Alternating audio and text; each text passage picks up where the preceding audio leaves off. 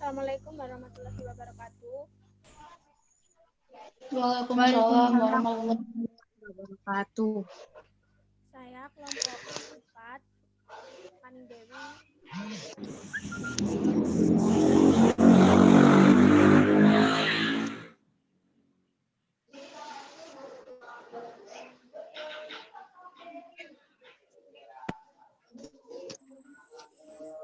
Perkenalkan, nama saya Ahmad Thaibul Fikri. Saya akan memandu diskusi pada malam hari ini dengan kelompok 4, yaitu dengan tema manajemen dan publik dalam kajian manajemen publik.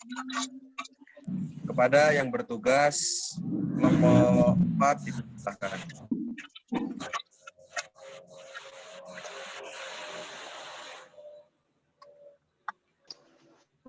Assalamualaikum warahmatullahi wabarakatuh. Waalaikumsalam warahmatullahi wabarakatuh. Mbak Putri, bisa langsung dimulai presentasinya. Pertama adalah manajemen. Manajemen adalah serangkaian merencanakan, Mbak Putri, audionya mohon dihidupkan. Masih belum kedengar. Sudah.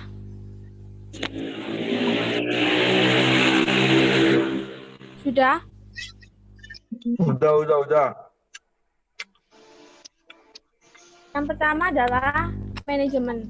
Manajemen adalah serangkaian kegiatan merencanakan, mengorganisasi, menggerakkan, mengendalikan, dan mengembangkan segala upaya dalam mengatur dan mendayagunakan sumber daya manusia, sarana dan prasarana untuk mencapai tujuan organisasi.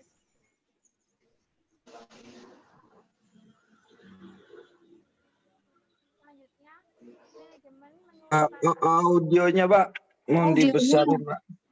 Audionya nggak dengar.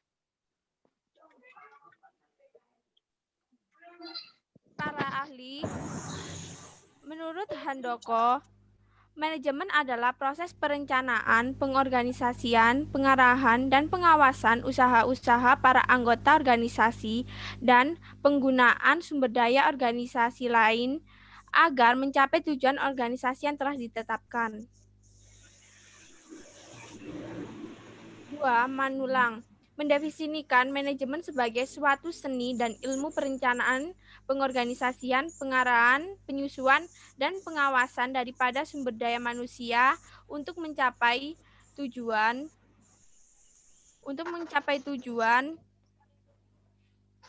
yang telah ditetapkan terlebih dahulu. Dan selanjutnya, Stoner dan Freeman.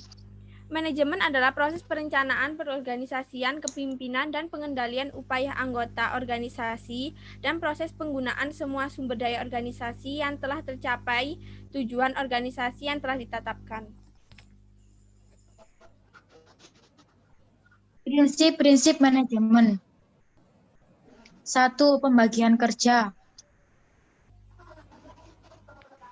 2. Wewenang dan tanggung jawab. 3. Disiplin. 4. Kesatuan perintah. 5. Kesatuan pengarahan. 6. Mengutamakan kepentingan organisasi di atas kepentingan sendiri. 7. Penggajian pegawai. 8. Keadilan dan kejujuran.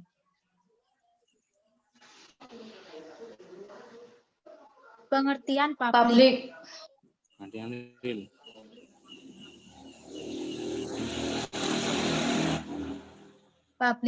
Publik didefinisikan sebagai masyarakat satu bangsa yang tidak berafiliasi dengan pemerintah.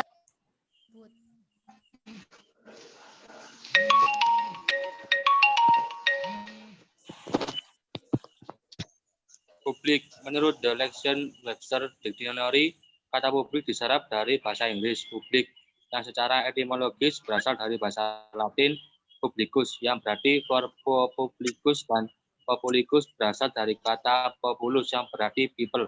Selanjutnya, kata publik diartikan sebagai bukan perseorangan, meliputi orang banyak, berkaitan dengan atau mengenai suatu negara, bangsa atau masyarakat, seperti digunakan dalam frase public finance atau keuangan negara, public administration atau tata usaha negara, public service atau pelayanan publik, public transport atau pengangkutan umum, public relation atau hubungan masyarakat, public interest atau kepentingan umum, dan lain-lain. Oke, selanjutnya.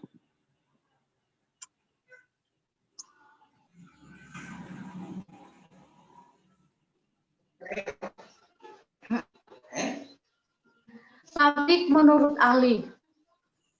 Pertama, menurut Habermas, pengertian publik adalah sekelompok orang yang melakukan sesuatu permasalahan dengan berbagai pendapat mengenai cara pemecahan persoalan tersebut serta terlibat dalam diskusi mengenai persoalan itu.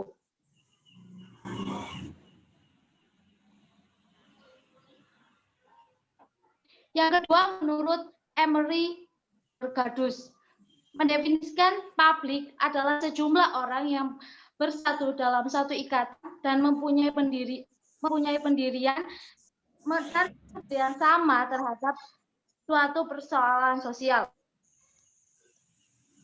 Next. Publik adalah proses menggerakkan sumber daya manusia dan manusia seperti perintah, kebijakan publik. Manajemen publik memiliki prinsip dan makna, yaitu penyelenggaraan pemerintah selayaknya mengacu pada prinsip manajemen publik yang mana manajemen publik merupakan aktivitas dan proses mengelola yang berlangsung dalam ruang publik seperti penyelenggaraan pemerintah, yaitu eksekutif, legislatif, dan yudikatif.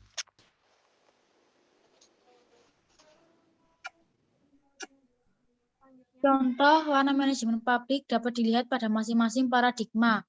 Misalnya dalam 1. Paradigma pertama, pemerintah diajak mengembangkan sistem rekrutmen, ujian pegawai, klasifikasi jabatan, promosi, disiplin, dan pensiunan yang baik.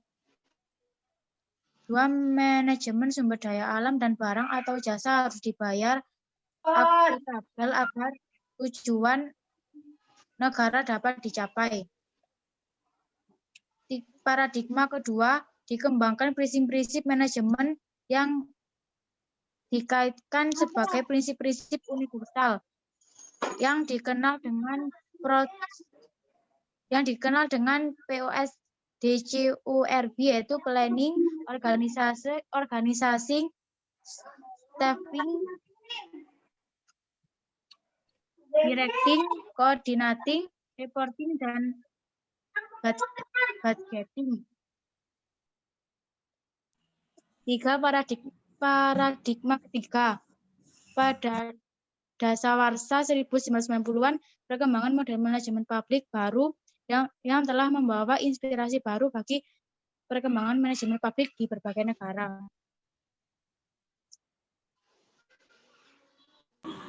Perkembangan manajemen publik dipengaruhi oleh beberapa pandangan. Yang pertama, manajemen normatif, yaitu menggambarkan apa yang sebaiknya dilakukan oleh manajer dalam proses manajemen. Yang kedua, manajemen deskriptif, yaitu menggambarkan apa yang dilakukan oleh manajer ketika menjalankan tugasnya. Yang ketiga, manajemen strategik, yaitu menggambarkan suatu cara memimpin organisasi untuk mencapai misi, tujuan, dan sasaran.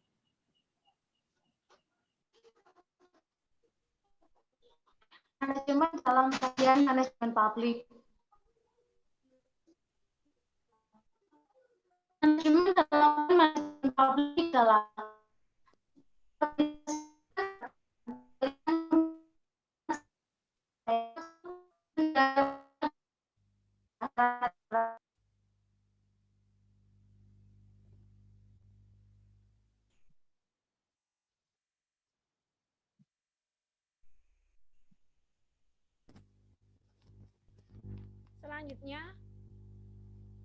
Selanjutnya, publik dalam kajian manajemen publik.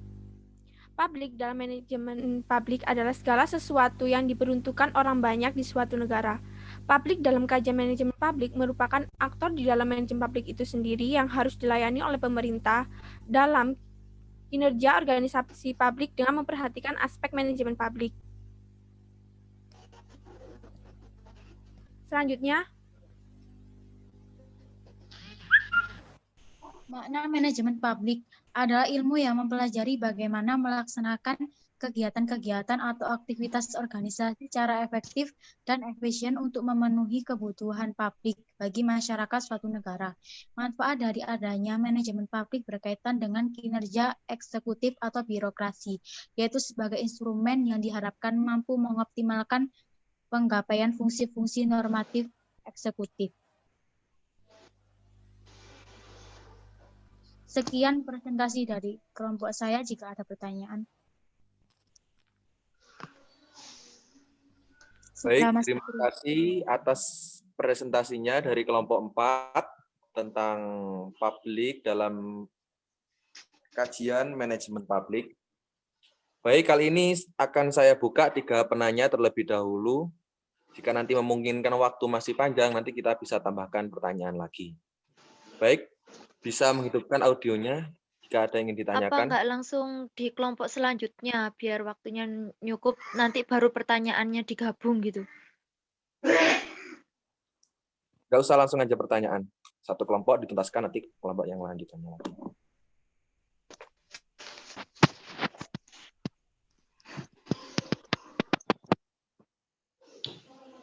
Ayo langsung dieksekusi. Soalnya nanti kalau langsung di kelompok yang selanjutnya, takutnya nanti kelupaan gitu loh, yang ditanyakan apa. Iya.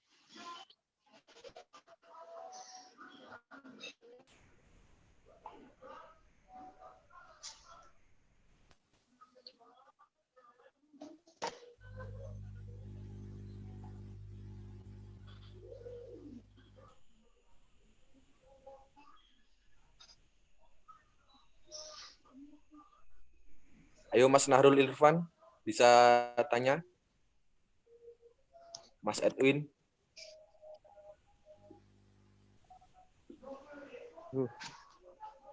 Mas Sihab? Mas Halim?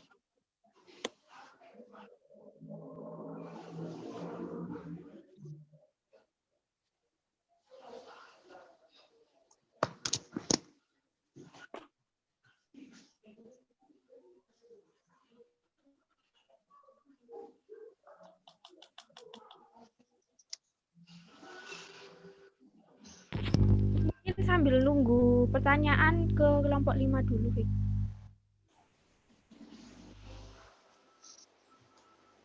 Baik, kalau begitu bisa lanjut aja wes kelompok 5.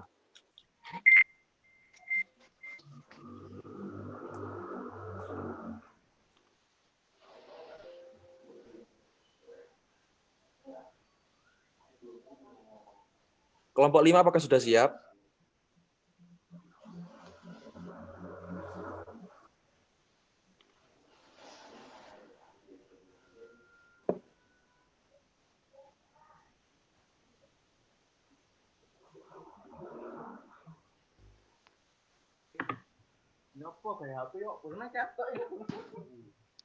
Ya.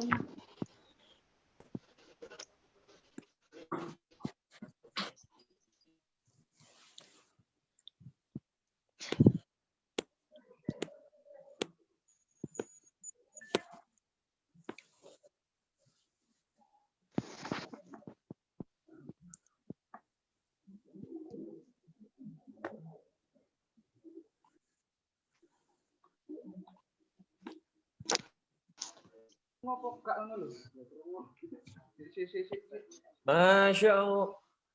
Ayo kelompok 5.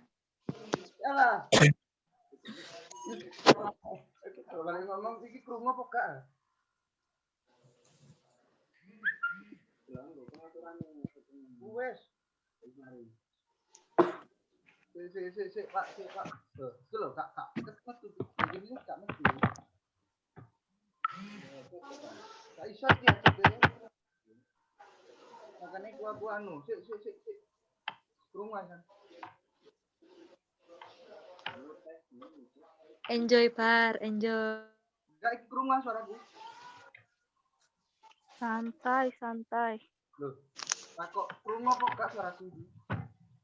Krungu Bar. Mana?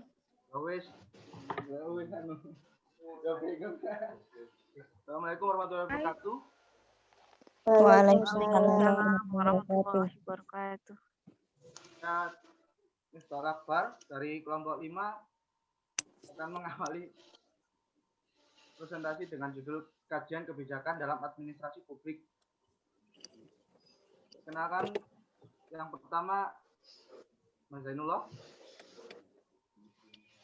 kemudian ada saya, Mr. Akbar, yang ketiga ada Culwatul Uyun, yang keempat ada Kurnia Aulia. Next. Pengertian ilmu administrasi negara pada dasarnya adalah mempelajari seluruh kegiatan atau proses mengenai kerjasama di antara manusia untuk mencapai tujuan yang telah ditentukan. Kegiatan yang berupa kerjasama tersebut sifatnya umum dalam arti telah ada sejak zaman dahulu sampai sekarang. Kerjasama itu sendiri sifatnya dapat menjurus ke arah pencapaian tujuan pribadi atau private dan dapat pula menjurus ke arah pencapaian tujuan masyarakat atau publik. Oleh karena itu, dalam pelaksanaannya ilmu administrasi berorientasi pada pencapaian tujuan yang bersifat privasi disebut dengan istilah administrasi private atau niaga. Sedangkan ilmu administrasi yang berorientasi kepada pencapaian tujuan masyarakat disebut dengan istilah administrasi publik atau negara.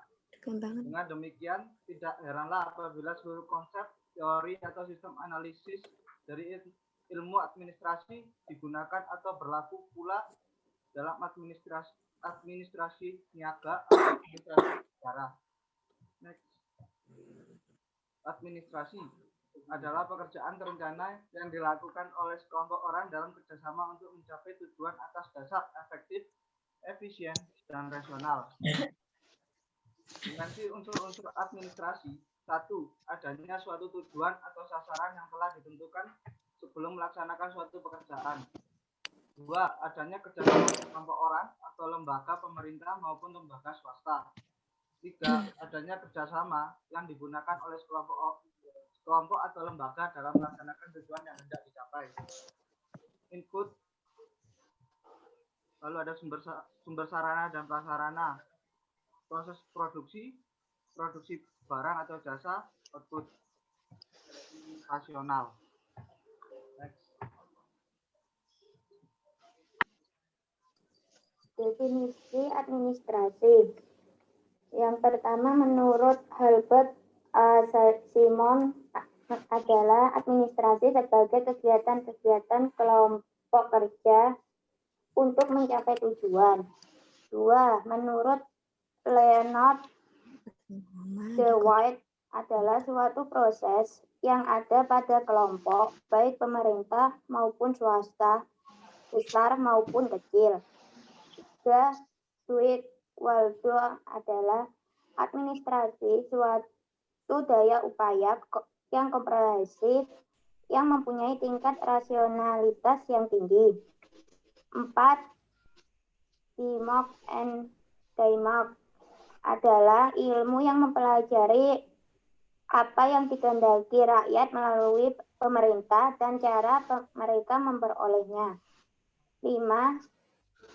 Spesiagian adalah proses kerjasama dua orang atau lebih didasarkan pada rasionalitas untuk mencapai tujuan yang telah ditentukan. Terakhir, delinci adalah rangkaian kegiatan terhadap pekerjaan yang dilakukan oleh kelompok orang di dalam kerjasama untuk mencapai tujuan tertentu. Next. Perkembangan paradigma administrasi publik. Nicholas Henry secara rinci mengemukakan 5 paradigma administrasi negara, yaitu A. Paradigma pertama, dikotomi politik administrasi 1900 sampai 1926. Periode ini berarti adanya pemisahan antara ilmu politik dengan administrasi. Periode ini ditandai dengan munculnya buku Politik and Administration karangan periode ini Frank J. Goodenough tahun 1900. Dalam buku ini Goodenough menyatakan bahwa ada 2 fungsi yang berbeda dari pemerintahan, yaitu pertama fungsi politik yang menyangkut kebijaksanaan atau ekspresi kemauan negara, dan kedua, fungsi administrasi yaitu yang menyangkut pelaksanaan kebijaksanaan tersebut. B. Paradigma kedua, prinsip-prinsip administrasi negara 1927 sampai 1937. Pada masa ini berkembang anggapan bahwa prinsip-prinsip administrasi yang bersifat universal yang dapat ditemukan dan yang dapat berlaku kapan dan di mana saja. Prinsip-prinsip administrasi adalah prinsip dalam arti yang sebenar-benarnya. C. Paradigma ketiga, administrasi negara sebagai ilmu politik 1950 sampai 1970. Pada masa ini berkembang anggapan bahwa administrasi negara tidak dapat dipisahkan dari ilmu politik. Hal ini ibarat dua mata uang dengan dua muka dalam proses administrasi negara, banyak menerima masukan dari politik, begitu juga sebaliknya. D. Paradigma keempat, administrasi negara sebagai ilmu administrasi 1956 sampai 1970. Pada masa ini para ahli administrasi merasa dikucilkan oleh ahli lainnya. Oleh karena itu mereka mempelajari sungguh-sungguh ilmu administrasi yang berintikan teori organisasi dan manajemen dalam upaya meningkatkan efektivitas dan efisiensi program. 5. Paradigma kelima, administrasi negara sebagai administrasi negara 1970 sekarang. Pada masa ini Herbert Simon mengemukakan dua aspek penting yang perlu dikembangkan dalam disiplin ilmu administrasi negara. Kedua aspek itu adalah pertama, para ahli administrasi negara yang meminati pengembangan satu ilmu murni mengenai administrasi. Kedua, satu kelompok yang lebih besar yang meminati persoalan-persoalan kebijakan publik. Next bar. Kebijakan publik atau public policy. Pengertian public policy. Public policy menurut Thomas R.Dye adalah apapun yang dipilih oleh pemerintah untuk dilakukan ataupun untuk tidak dilakukan. Dalam pengertian seperti ini, maka pusat perhatian dari public policy tidak hanya pada apa saja yang dilakukan oleh pemerintah, melainkan termasuk juga apa saja yang tidak dilakukan oleh pemerintah. Justru dengan apa yang dilakukan oleh pemerintah itu mempunyai dampak yang cukup besar terhadap masyarakat seperti halnya dengan tindakan-tindakan yang dilakukan oleh pemerintah. Dapat dibayangkan betapa besar pengaruhnya terhadap masyarakat jika pemerintah mendiamkan atau tidak melakukan tindakan apa-apa terhadap kejahatan yang semakin merajalela dalam masyarakat. Dengan demikian, tindakan tidak melakukan apa-apa merupakan polisi yang diambil pemerintah, sebagaimana polisi itu dapat dilakukan pemerintah dengan melakukan tindakan-tindakan next, Mbak. Definisi kebijakan publik. 1. William Eden tahun 1994. Suatu rangkaian pilihan-pilihan yang saling berhubungan dengan dibuat oleh lembaga atau penjabat pemerintah pada bidang-bidang yang menyangkut tugas pemerintah. 2. Thomas R.Dye tahun 1981. Apapun yang dilakukan pemerintah untuk dilakukan atau tidak dilakukan. 3. Kaizi Nasucha tahun 2004. Kewenangan pemerintah dalam perbuatan suatu kebijakan yang digunakan ke dalam perangkat peraturan hukum. Next.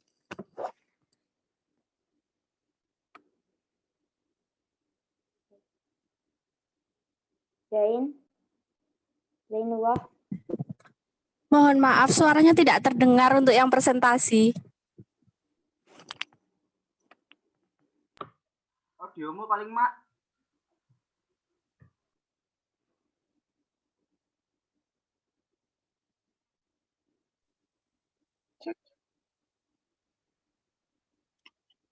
Zain, Ya.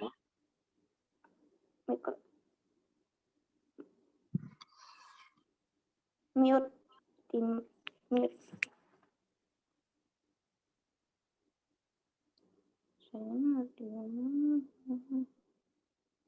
Zainua audiomu.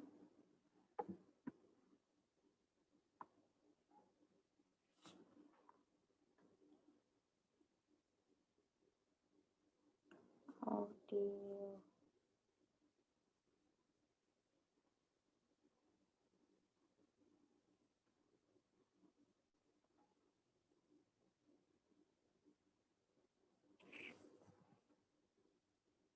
Kok kagum?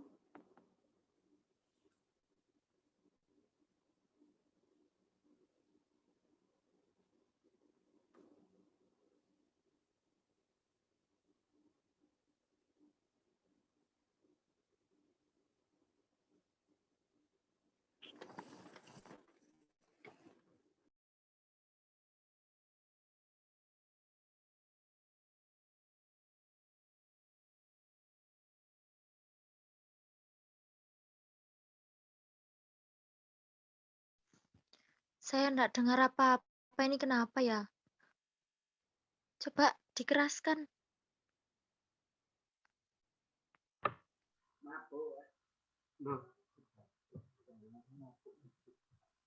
Halo.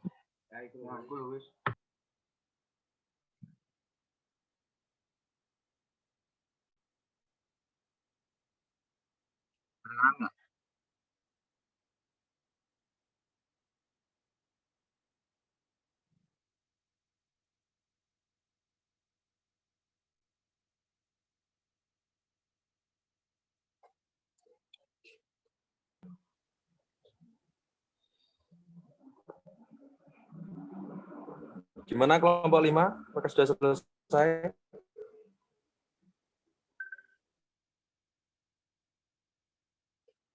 Tes.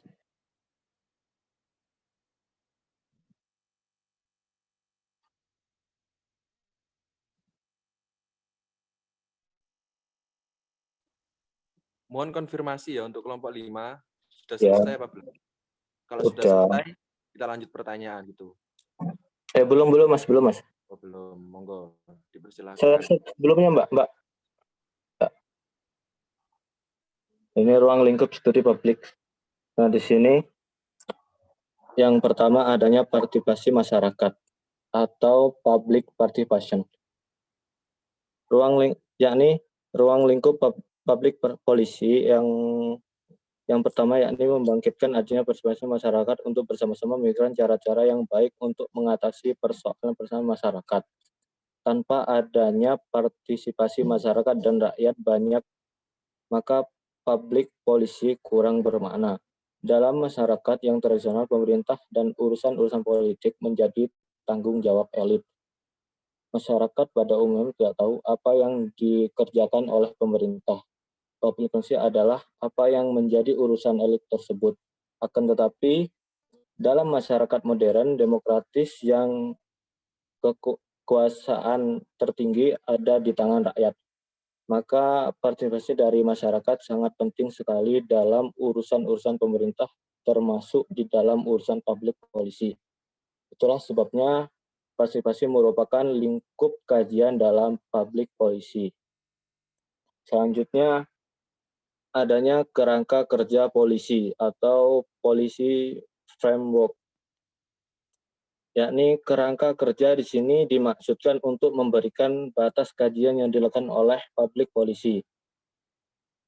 Batas ini hendaknya mampu mendorong untuk mengkonstruksi semua faktor-faktor yang potensial dalam proses pembuatan polisi.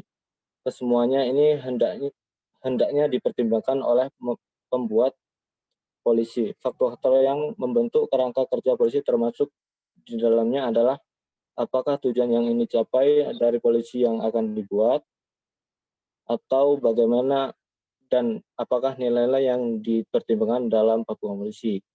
Selanjutnya adanya strategi atau strategi polisi. Studi public policy pada masa-masa terakhir ini nampaknya mulai banyak diperuntukkan perkelompokan atau saling tergantungan beberapa faktor yang mempengaruhi public policy. Suatu masalah yang tampil ke permukaan public policy tidak lagi dipandang berasal dari satu bidang kajian saja. Nah, masalah tersebut saling mengait dengan bidang kajian lainnya. Itulah sebabnya pembuat kebijaksanaan harus mampu mengamati kesemuanya itu secara jeli sebelum menentukan strategi yang dapat diandalkan. Selanjutnya, adanya kejelasan tentang kepentingan masyarakat atau public interest. Nah, public interest itu atau kepentingan umum yang hendaknya dirumuskan dengan memasukkan baik kepentingan-kepentingan pribadi dan kepentingan masyarakat umum. Dan juga hendaknya memberikan keseimbangan dan kepentingan pribadi yang terorganisasikan sebelum hal tersebut diputuskan sebagaimana kebijaksanaan pemerintah. Dan selanjutnya, adanya pelembagaan lebih lanjut dari kemampuan public policy. Nah,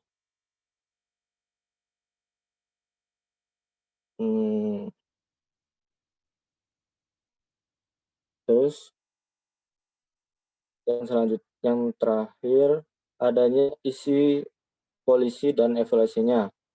Nah, studi tentang proses pembuatan public policy didasarkan atas kebijaksanaan yang nyata pada mulai studi policy isinya antara lain penelitian mengenai kekuasaan, terus partisipasipan dalam public policy, pelaku-pelaku pembuat kebijaksanaan yang menjelaskan variabel-variabel polisi. Terus slide selanjutnya.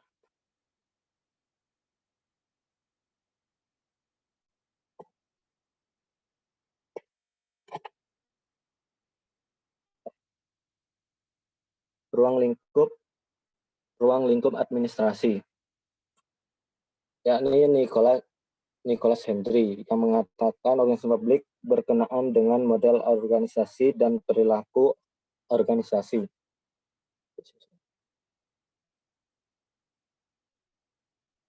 Manajemen publik berkenaan dengan sistem dan ilmu manajemen atau evaluasi program dan berproduktivitas.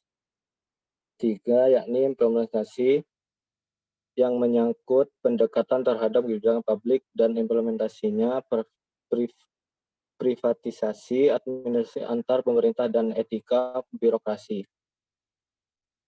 Dan selanjutnya DIMOK dan DIMOK 1 apa yang dilakukan pemerintah, 2 bagaimana pemerintah mengatur, 3 bagaimana administrator mewujudkan kerjasamanya, dan 4 bagaimana pemerintah tetap bertanggung jawab. Selanjutnya, Mbak.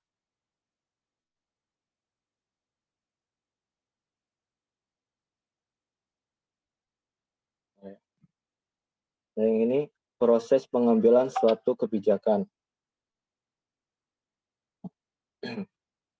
Yakni nilai-nilai yang mempengaruhi sikap dan perilaku aktor. 1, nilai-nilai politik, yakni nilai-nilai politik kepentingan kelompok atau golongan partai tempat sang aktor berafiliasi atau seorang aktor yang berafiliasi dengan PDI sudah barang tentu berbeda sikap terhadap isu pedagang kaki lima dengan seorang aktor yang berasal dari birokrasi pemerintah.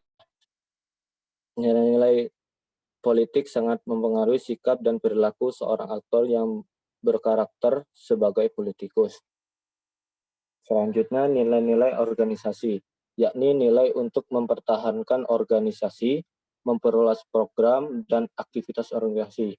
Nilai ini biasanya sangat dominan pada aktor yang berkarakter atau berposisi sebagai birokrat. Mereka bisa mengajukan rancangan kebijakan yang memekarkan organisasinya dengan kadang-kadang berlindung di balik kepentingan umum. Selanjutnya, nilai-nilai pribadi, yakni nilai yang pada seseorang yang terbentuk karena sejarah kehidupan pribadinya. seorang birokrat yang berasal dari keluarga kaya akan memandang isu kriminalitas secara berbeda dengan birokrat yang memiliki masa lalu sebagai orang miskin yang harus bersusah payah mempertahankan kehidupannya. Selanjutnya, nilai kebijakan. Nilai kebijakan termasuk dalam kategori nilai ini adalah nilai moral, keadilan, kemerdekaan, kebebasan, kebersamaan, dan sebagainya. Terakhir, nilai ideologis, yakni seperangkat nilai yang bersambungan secara logis, membentuk gambar sederhana tentang dunia, dan menuntun setidaknya seorang aktor yang memegang ideologi religius akan memandang isu secara berbeda dengan aktor yang memegang ideologi nasional maupun provin. Oke. Selesai.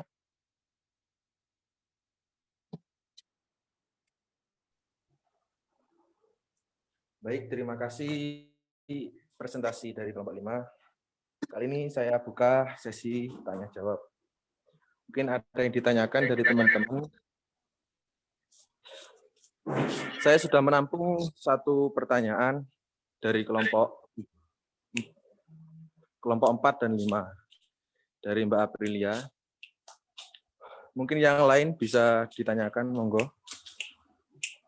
Saya buka yang kelompok 4 terlebih dahulu.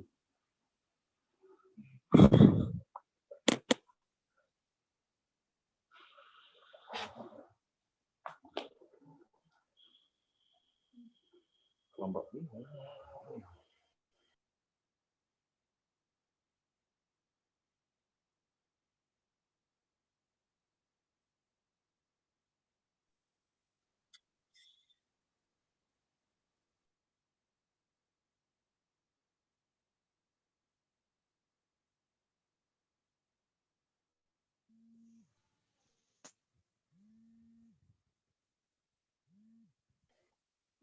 Gimana teman-teman?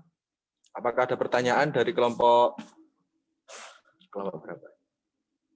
Kelompok 4 tentang makna manajemen dan publik dalam kajian manajemen publik?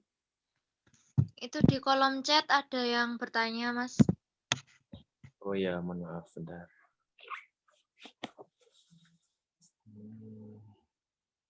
Gini aja, akan saya bacakan pertanyaan terlebih dahulu yang dari Mbak April ya. Kelompok 4 mohon diperhatikan pertanyaan dari Mbak April. Implementasi adanya manajemen publik di dalam aktivitas publik itu seperti apa saja? Jadi aktivitas publik di manajemen publik itu seperti apa aja implementasinya? Mungkin bisa langsung dijawab kelompok 4.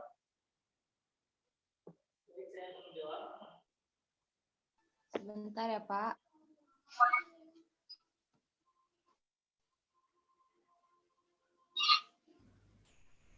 Assalamualaikum. Bentar tadi pertanyaannya apa?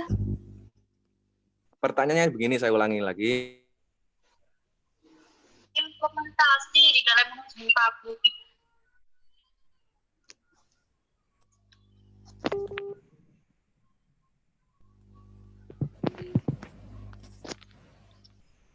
Assalamualaikum, tadi implementasi Adanya manajemen publik di dalam aktivitas publik itu seperti apa?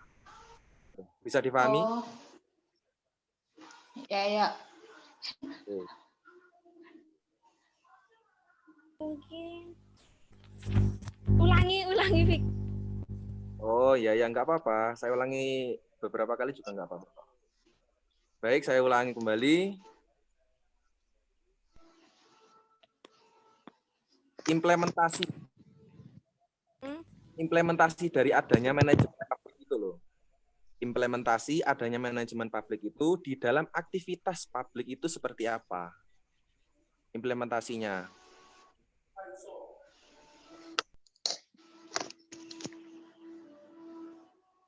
Gimana? Apakah perlu saya ulangi kembali? Enggak. Kalau Saya ingin menjawab implementasi manajemen publik dalam publik itu ya kita mengordinasi, mengelola suatu dari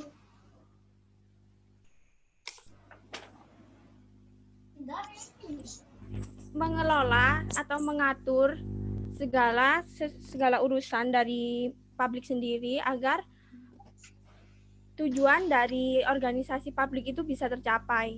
Gitu sih. Mungkin ada yang menambahkan? Saya setuju sama Mbak Putri. Ya. Setuju aja ya. Nggak, saya menambahkan sedikit. Ya. Ya. Ya.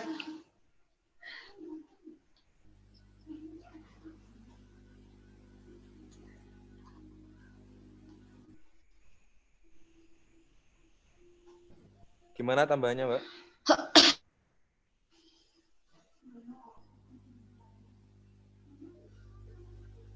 Mungkin sebelum ditambahkan, saya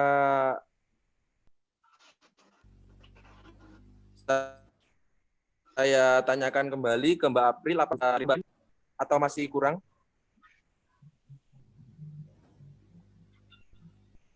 Iya, yang saya harap sih di kegiatan publiknya ya, bukan fungsinya manajemen publik itu apa. Tapi enggak apa-apa, wis nanti lain kali bisa ngopi sama teman-teman. Bisa, siap. Oh ya, mungkin baik. Tanggapan dari Mbak April seperti ini, bukan fungsi dari manajemen publik, Mbak Putri. Jadi lebih ke kegiatannya. Mungkin bisa ditambahkan kegiatannya itu seperti apa? Maksudnya kegiatan si manajemen publik ini dalam si manajemen publik ini dalam publik gitu ah.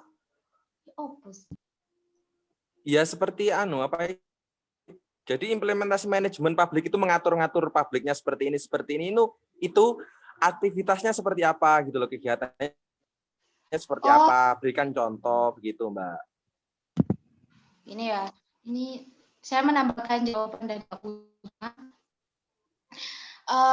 Manajemen publik di sini maksudnya strategi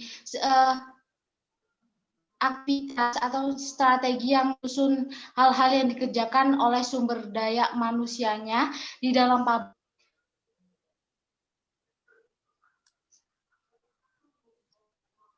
Terus kayak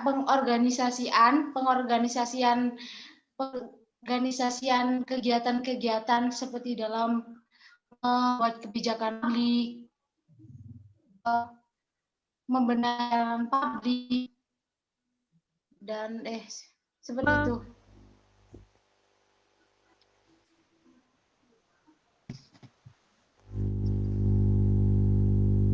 Mungkin dari kelompok 4 yang bisa dibantu, Mbak. Dan mungkin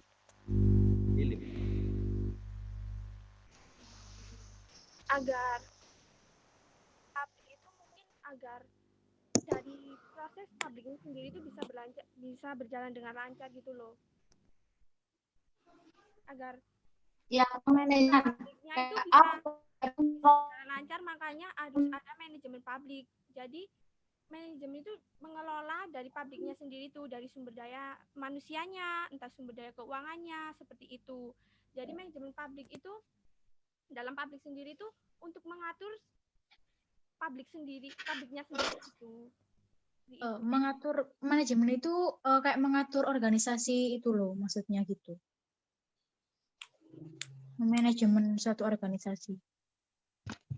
Baik. Terima kasih atas jawabannya dari kelompok 4. Mbak April bisa diterima ya? Diterima, bisa dilanjutkan di warung kopi atau yang lainnya. Oh, siap. Ya, untuk mempersingkat waktu. Karena kita lanjut aja. Dari 30 menit lagi sudah selesai. Ya. Mungkin ada yang lain yang ingin ditanyakan dari kelompok 4? Sebentar, saya akan membacakan chat. Mohon maaf ya teman-teman, kalau ingin ada yang ditanyakan, jangan menulis di chat, langsung aja on-kan audionya.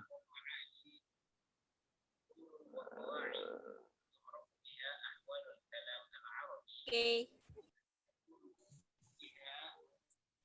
Saya mau bertanya untuk kelompok 5.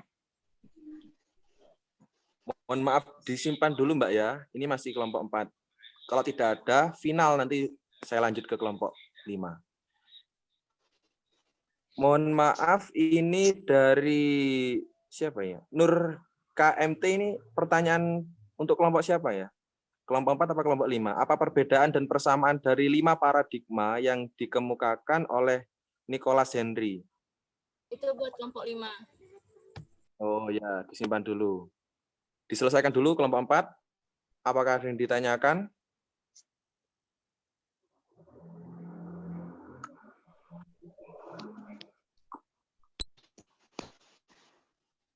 Yang lain monggo.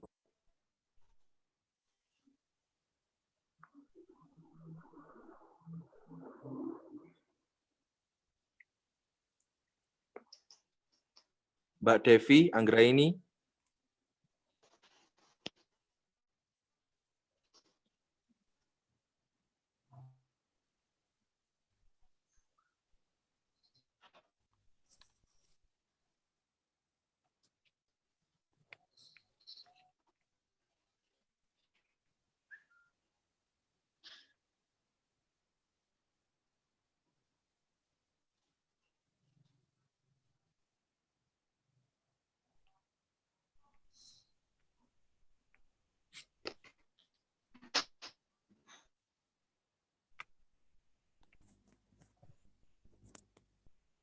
Halo.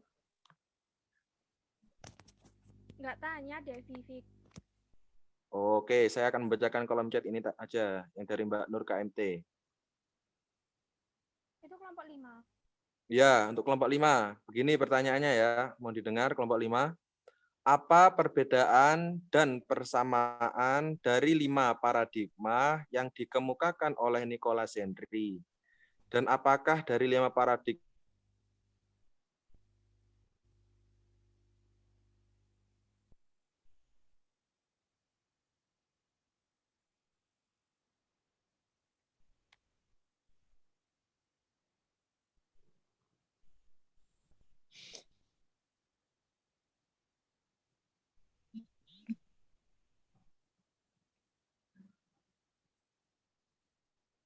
Halo, kelompok 5.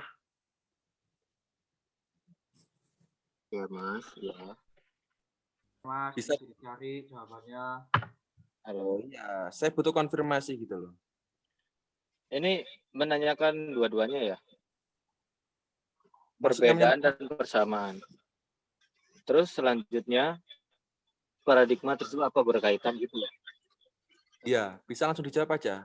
Menurut pandangan Masnya seperti apa gitu.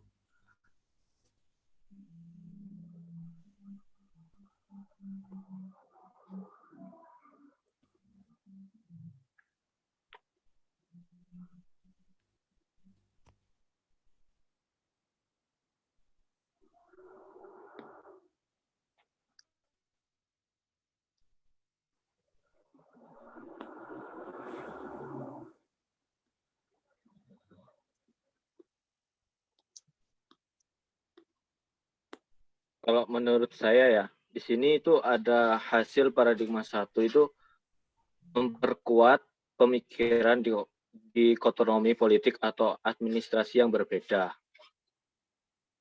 Nah, apa namanya? Secara perbedaan pasti berbeda ya. Sekarang kan ini ada 5 paradigma gitu ya. Terus ini sama-sama belajar ya Mas ya. Enggak apa-apa Mas, sebisanya aja. Nanti kalau tidak bisa kita kalau secara apa namanya saling berkaitan ya, paradigma dari kelima ini ya pasti pasti berkaitan. Soalnya apa namanya, tujuannya itu kan sama tuh Mas. Administrasi negara dalam artian apa namanya, apa ya?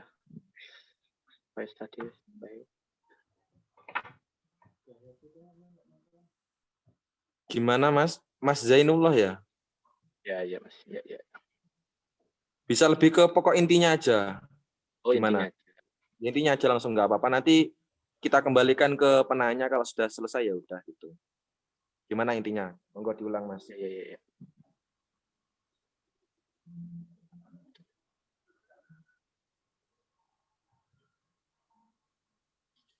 Nah, gini Mas, menurut para ahli administrasi negara diterima oleh baik kalangan industri maupun kalangan pemerintah selama tahun 1930-an yang dari tahun 1940. Nah, dari kemampuan manajerialnya, fokus bidang ini yaitu keahlian dalam bentuk prinsip administrasi yang bertambah luas. Gitu. Baik. Terima kasih Mas Zainullah. Menurut Jadi yang saya terima perbedaan atau persamaan tadi jelas berbeda ya.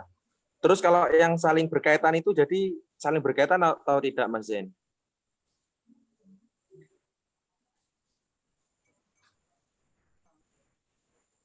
Mas Zain.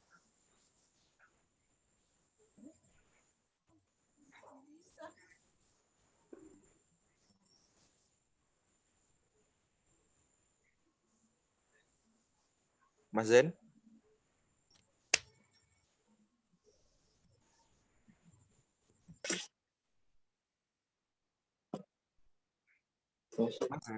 Saling berkaitan atau para komen?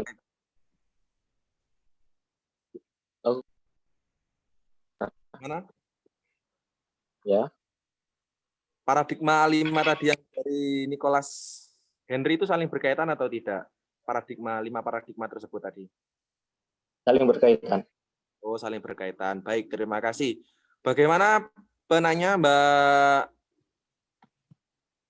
Nur ini? Oh ya, maaf di sini berisik. Oh, jadi tidak bisa mengonkan audionya karena di sana berisik. Mungkin bisa live chat, bisa diterima atau belum? Jika belum, tulis di chat. Jika sudah, saya lanjutkan penanya yang kedua. Sambil menunggu jawaban dari Mbak Nur KMT dari live chat, saya akan membuka pertanyaan yang kedua.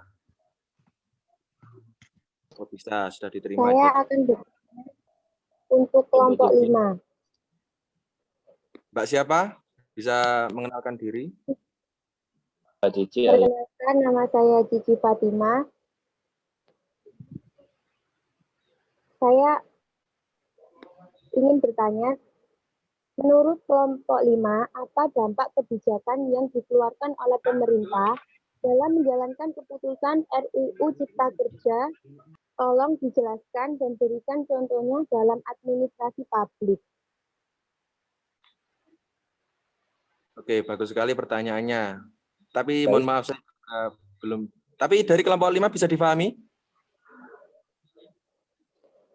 Dalam RUU Cipta Kerja ya Mbak ya? Iya. Iya. Kalau kita melihat pidato Presiden kemarin tuh Mbak ya. Nah, semisal seperti korupsi gitu ya Mbak ya. Kan di sini Pak Jokowi pernah bilang kalau kita menggunakan teknologi secara baik di masa milenial ini, maka pungli seperti korupsi itu akan sangat terorganisasikan. Jadi dalam kebijakan administrasi di masa modern ini mungkin sangat baik dari yang sebelumnya gitu Mbak.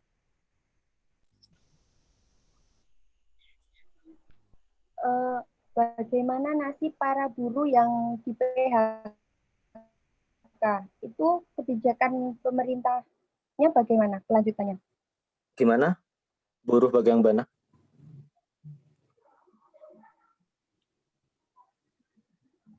Halo?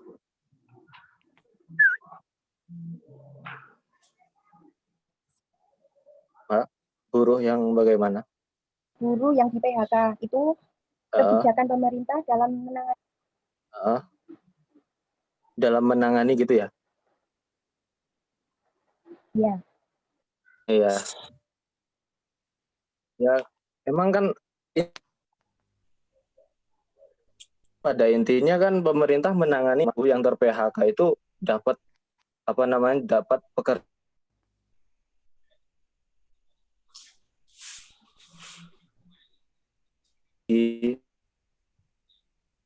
lebih baik dari yang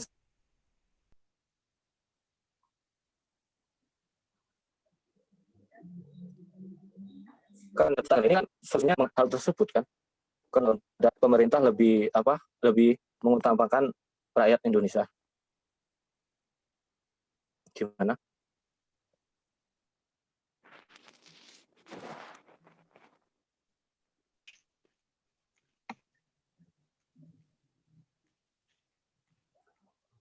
Asik nangis.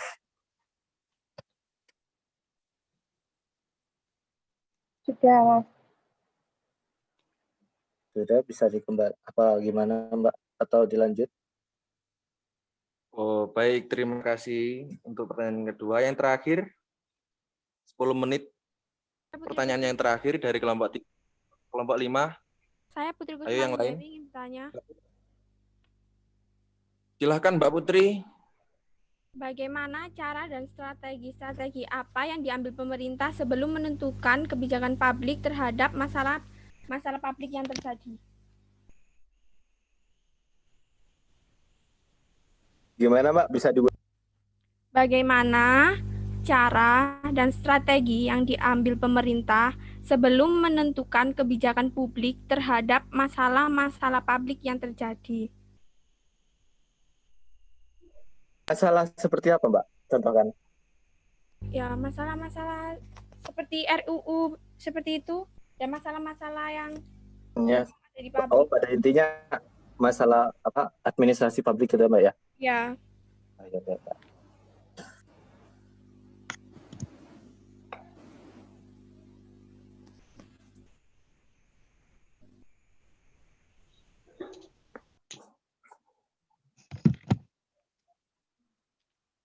Yes. Sebentar Mbak, masalahnya ini kan saya bukan bagian orang pemerintah ya Mbak ya.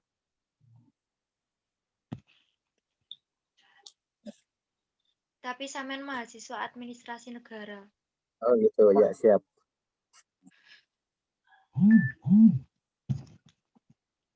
Boleh. Dijawab sebisanya aja, Mas. Dikeluarkan. Iya. Di sini juga kan belajar bersama. Ya gitu Mas, kembali ke yang tadi yang saya ucapkan itu Mas. Ya. Pada dasarnya kan pemerintah ingin lebih lebih ingin mempunyai birokrasi yang lebih baik gitu loh Mas ya dari tahun yang sebelumnya itu. Dari pemerintahan yang sebelumnya gitu kan. Ya pada intinya ya pemerintah ya gitu. Enggak kan kalau dilihat secara mata ya, secara logika atau secara jelek-jelekan ya, di tahun ini ya pemerintah ya lebih banyak melakukan pembaruan, apalagi yang utamanya di manajemen publik ini gitu.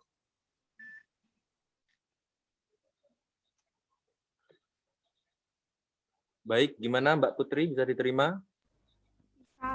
Bisa ditambah. Bisa. Mungkin dari kelompok 5 yang lain selain Mas Zainullah bisa menambahi. Mulai dari tadi soalnya Mas Zainullah. Bisa dibantu teman-teman kelompok yang lain dari kelompok 5.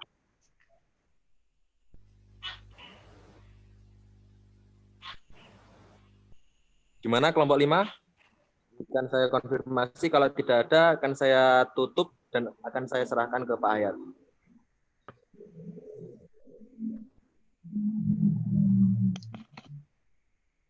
Gimana kelompok 5? Sudah tidak ada?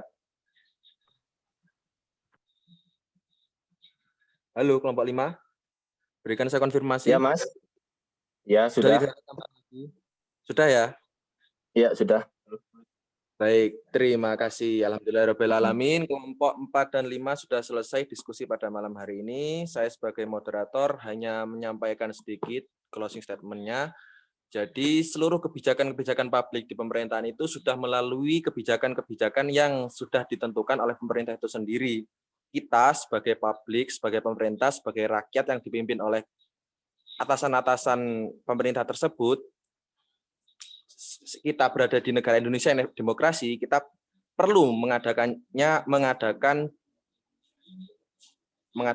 apa itu semacam pembelaan suara rakyat yang jika tidak terima dengan keputusan rakyat pemerintah itu sendiri.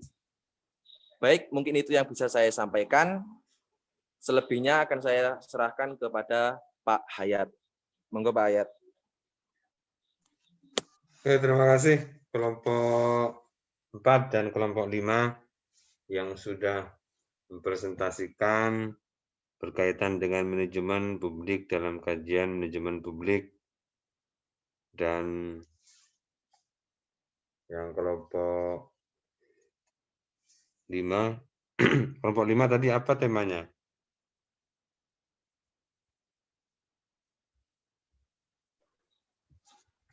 Kelompok 5 temanya itu Pak,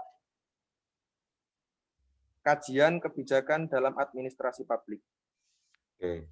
Jadi sebenarnya itu semua memiliki keterkaitan atau berkelindan satu sama lain. Yang pada prinsipnya seluruh komponen tata laksana pemerintahan, terutama di ruang-ruang publik, misalnya penyelenggaraan pemerintahan, pelayanan publik, kebijakan publik, sistem atau pengaturan sumber daya aparatur negara, itu semuanya memiliki peran manajemen publik yang kompleks.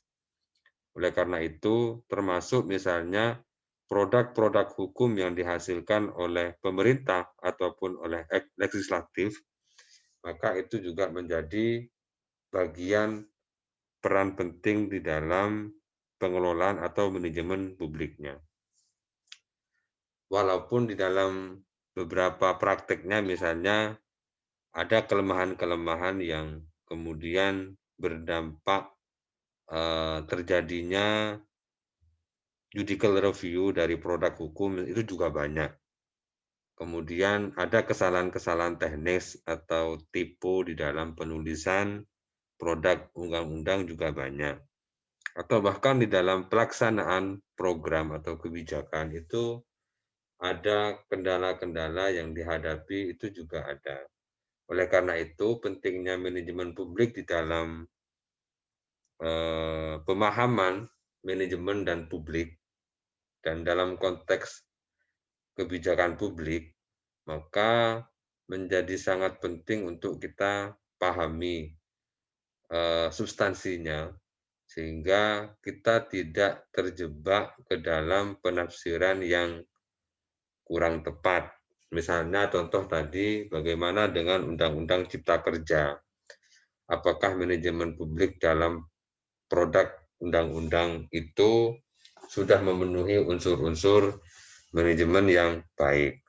Maka itu kita harus bisa melihat dan harus tahu bagaimana proses pembuatan produk undang-undang itu, siapa saja stakeholder yang terlibat, kemudian keterlibatannya sudah sesuai dengan kompetensinya, sampai kepada aspek representasi masyarakat sebagai bagian dari adanya produk hukum itu sendiri. Sehingga itu harus dipahami secara detail. Sehingga tidak boleh misalnya kita menjustifikasi bahwasanya ini keliru, ini salah, tetapi harus kita lihat dan memahami secara seksama tentang keberadaan produk undang-undang itu. Karena itu juga menjadi bagian dari aspek kontrol yang harus diberikan kepada pemerintah. Jadi berbicara tentang tadi manajemen itu apa juga sudah dijelaskan, publik itu apa, kemudian kebijakan publik itu bagaimana. Maka peran serta manajemen publik di dalam kerangka tata kelola pemerintahan itu masuk ke dalam unsur-unsur yang sangat penting. Yang itu saudara sebagai yang membidangi ilmu administrasi publik tentunya harus bisa memahami. Oleh karena itu, pemahaman terhadap manajemen publik sebagai bagian dari komponen yang paling penting di dalam penyelenggaraan negara, penyelenggaraan ruang-ruang publik itu bisa diperkaya dengan referensi-referensi yang lain. Sehingga ketika menjelaskan misalnya sudah bisa menganalisis, bisa mendeskripsikan dengan baik apa itu manajemen publik, apa itu kebijakan publik, bagaimana kajian kebijakan publik di dalam manajemen publik, dan seterusnya. Nah, itu penting. Silakan terus bisa diperkaya, dan diskusi-diskusi begini ini membuka pemahaman dan membuka ruang pengetahuan kita di bidang yang mungkin belum pernah kita dengar, belum pernah kita lihat, belum pernah kita tahu. Walaupun mungkin ada yang masih banyak membaca secara tekstual, tetapi harapannya itu betul-betul dipahami. Karena di masa pandemi seperti ini, saudara tetap harus kreatif, saudara tetap harus produktif di dalam menghasilkan, di dalam belajar terutama itu menjadi penting. Sehingga dengan kemudian masa pandemi ini ya membuat saudara nyaman dengan kondisi yang seperti ini, dan kemudian ya hanya kuliah dan selesai hanya mendapatkan nilai selesai. Karena pandemi ini kita juga tidak tahu sampai kapan. Sehingga penting untuk terus melakukan berbagai peningkatan kapasitas kita sebagai mahasiswa semester 3, nanti akan ke semester 4, dan ini tentu pemahaman terhadap aspek keilmuan itu menjadi penting. Itu kira-kira tambahan dari saya ya. Kurang lebihnya mohon maaf. Semoga menjadi kebaikan bagi kita semua. Saya juga tadi minta maaf karena agak terlambat. Oke, saya pikir sudah. Nanti kita minggu depan ketemu di UAS, di UTS. Nah, itu aja ya. Ada pertanyaan sebelum saya tutup? Oh ya, yang terakhir berkaitan dengan tugas individu yang tidak bisa diakses.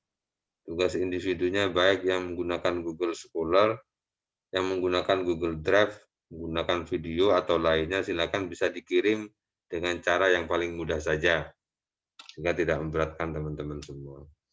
Oke, itu saja dari saya. Wa'alafu minkum, wallahul muwaffiq ila aqwamit thoriq. Assalamualaikum warahmatullahi wabarakatuh. Waalaikumsalam warahmatullahi wabarakatuh. wabarakatuh.